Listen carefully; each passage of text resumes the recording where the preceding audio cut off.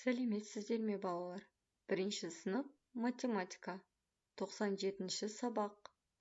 Сабақтың тақырыбы есептер шығару, шамалар. Балалар, бірінші мысалға назар аударамыз.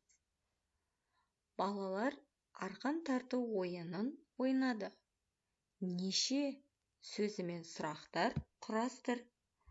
Сурет және қысқаша жазылу бойынша есептер құрастыр. Олардың біреуін шығар. Балалар, біз бірінші есептің сызбасы болады және қысқаша жазылу болады. Бірінші мына жерде көріп тұрғандағындай бірнеше сызба берілген. Соның біреуін таңдайық. Мысалы, мынау бірінші сызбаны таңдасақ.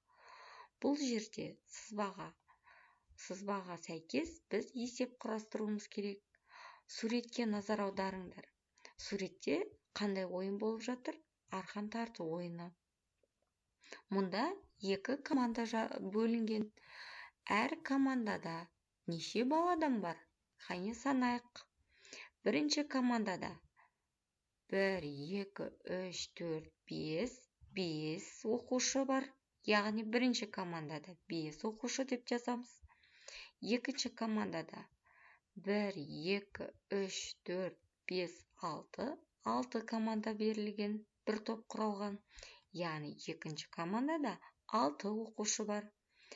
Енді бұл жерде бізге не белгісіз? Барлығы белгісіз.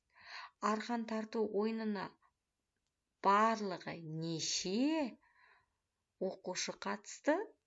Соны табуымыз керек. Сонда біз барлығы белгісіз болса, балалар, бірінші командадағы оқушы саны мен екінші командадағы оқушы санын қосатын боламыз. Яғни 5-ке 6-ны қосатын боламыз. Сонда бізге барлығы неше болады? Барлық арқан тарту ойынына бізде 11 оқушы болады. Енді келесі сызбаларды ары қарай осы неше сөзімен сұрақтар құрастырып, есептер шығарып көр. Салыстыр. Балалар, біз шамаларды салыстыруды алдыңғы сабақтардан білетін боламыз. Сол сабақтарды еске ала отырып, сабақты ары қарай жалғастырамыз. Бірінші өрнекті оқиық.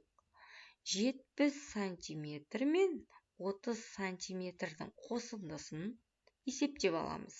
Қаншаға тең? 100-ге тең.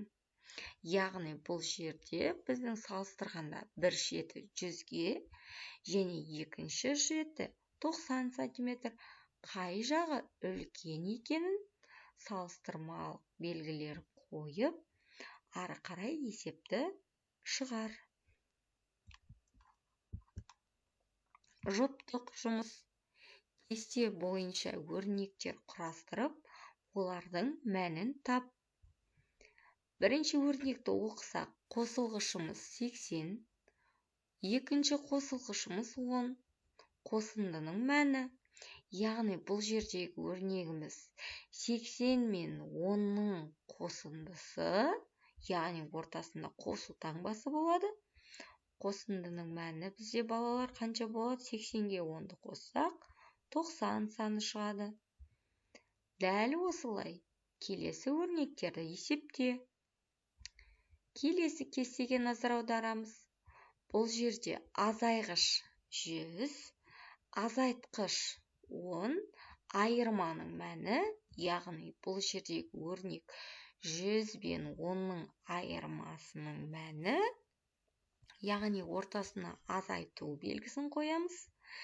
100-ден 10-ды азайтатын болсақ, бізде 90 саны шығады. Дәл осылай келесі өрнектерді құрастырып, олардың мәнін тап. Өзіндік жұмыс. Балалар, бұл жерде суретте жолақтарды өлше. Теңдіктер мен теңсіздіктер құрастыр. Бұл жердегі жолақтарды не арқылы өлшейміз? Біз сызғыш арқылы өлшейміз. Оларды жазып қойып, астындағы бос торкөздерге жаза отырып, теңдіктер мен теңсіздіктер құрастырамыз. Яғни бұл жерде мыналарды өлшеген кезде жолақтарды, бұлардың неше сантиметр екені белгілі болады. Біз соларды жаза отырып, теңдіктер мен теңсіздіктерге құрастыратын боламыз. Математика күнделікті өмірде. Нұрдос Бауыржаннан биік, бірақ сырымнан аласа. Қайрат Дарханнан биік, бірақ Нұрдостан аласа. Дархан ең аласасы емес. Балалардың есімдерін бойлары бойынша ата. Бойлары жолақтарымен белгіленген. Балалар, біз шамаларды еске түсіріп, алған білімімізді пысықтау мақсатында сендерге қосымша тапсырма дайындадым.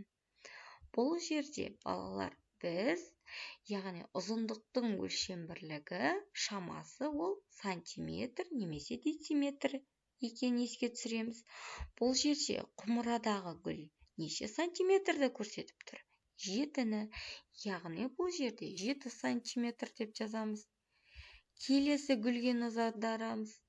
Сызық нешені көрсетіп тұр? 3-ті көрсетіп тұр. 3 сантиметр деп жазатын боламыз. Басқа гүлдерді де суретке назар аудара отырып, өзің өлшеп көр. Балалар, бүгінге осымен сабағымыз аяқталды. Келесі сабақта кездескенше сау болыңдар.